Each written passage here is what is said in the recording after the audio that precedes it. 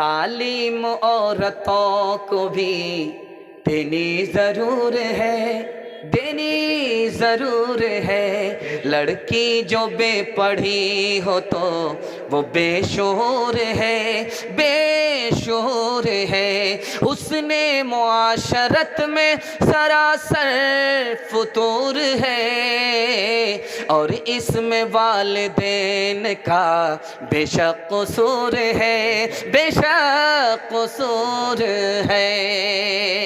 آخری قسط علم و ادب کے حوالے سے بیٹی کو سامنے رکھتے ہوئے پیغام آ رہا، آپ لوگ سننے کے لیے تیار ہیں؟ سو کر کے سنیں گے؟ ہاتھ اٹھا دیجیے انشاءاللہ۔ خیر، ماشاءاللہ۔ ہارون رشید کے دربار میں ایک لڑکی آئی، نوکری دے دو۔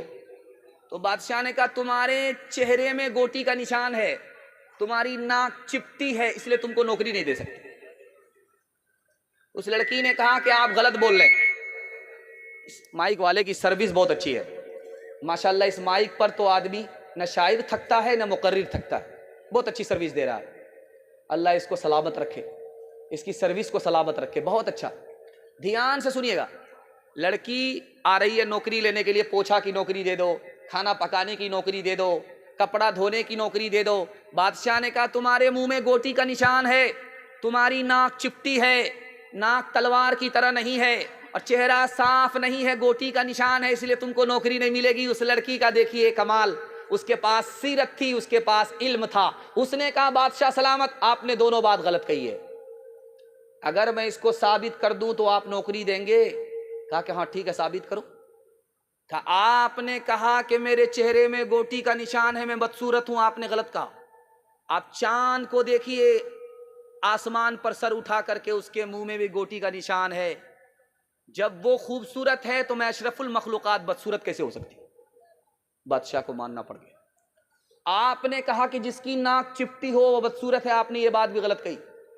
ہرن خوبصورت ہوتا ہے مگر اس کی ناک چپٹی ہوتی ہے، وہ جانور ہو کر کے اتنا خوبصورت ہوتا ہے، ناک چپٹی ہے۔ میں انسان ہوں، اشرف المخلوقات ہوں، میں بدصورت کیسے ہو سکتی؟ ما سلم الظبی علی حسنہ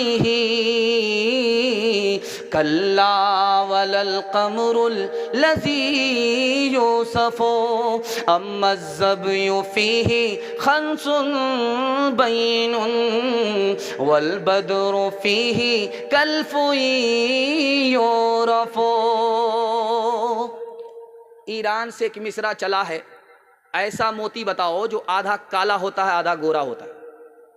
سب کا سر چکرا گیا، کسی کو سمجھ میں آ ہی نہیں رہا، بھائی موتی تو گورا ہوتا ہے، سفید ہوتا ہے، موتی کالا تو ہوتا نہیں ہے، کالا اور گورا دونوں ہوتا نہیں ہے، کون سا موتی ہے؟ دورے ابلق کسے کم دیدہ بود، ایسا موتی بتاؤ جو آدھا کالا اور آدھا گورا ہوتا، کسی کو سمجھ میں نہیں آیا۔ جمعہ کا دن تھا، اورنگزیب بادشاہ کی بیٹی کا نام زیب النساء ہے، اس نے آئینہ سامنے رکھا، ممیرہ سرما لگانا شروع کیا۔ جب ممیرہ سرما پڑ پڑا کر کے آنکھ میں لگا تو آنکھ کا قطرہ سرمے کے ساتھ جب چہرے پر آیا تو سمجھ میں آ گیا کہ یہی وہ موتی ہے جو آدھا کالا اور آدھا گورا ہوتا ہے۔ مگر اشکیں بتانے سرمے آلود، مصرع پہنچ گیا ایران۔ ایران کا بادشاہ جو کرسی پر بیٹھا ہوا تھا مارے خوشی کے اچھل گیا کہ جس نے یہ مصرعے کا جواب دیا ہے، چوڑا لگایا ہے، میرے سوال کا جواب دیا ہے، اس کو ہندوستان سے ایران بھیجو، میں اس کو گود میں بٹھانا چاہتا ہوں، گلے لگنا چاہتا ہوں، ہاتھ ملا کر کے منہ مانگا انعام دینا چاہتا ہوں۔ خط جب آیا تو بادشاہ نے بیٹی کے سامنے کر دیا، بیٹی اب تم فیصلہ کرو کیا کرو گی، تم کو انعام لینے کے لیے بادشاہ بلا رہا ہے، بیٹی ہو تو ایسی ہو۔ اس نے کہا ابا حضور میں انعام لینے کے لیے جاؤں گی، وہ مجھ کو گود میں بٹھائے گا، اجنبی مرد ہے، ہاتھ ملائے گا، اجنبی مرد ہے، منہ مانگا انعام دے گا، اجنبی مرد ہے، مجھ کو دنیا ملے گی، میری آخرت برباد ہو جائے گی، ایسی دنیا میں لات مار سکتی ہوں، انعام لینے کے لیے نہیں جا سکتی۔ کہا بیٹی اب کیا کرو گی، اب اس کو کیا جواب دو گی؟ تو لڑکی نے مصرع لکھا، میری مثال گلاب کے خوشبو کی طرح ہے، गुलाब की पंखड़ी में छुपी हुई खुशबू जिस तरह होती है, उसी तरह मेरी मिसाल में पर्दा नशी औरत हूं, मर्द नहीं हूं।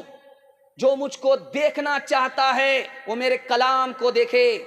जिस तरह कोई खुशबू सूंघना चाहे तो पंखड़ी को देखता है, खुशबू को तलाश नहीं करता।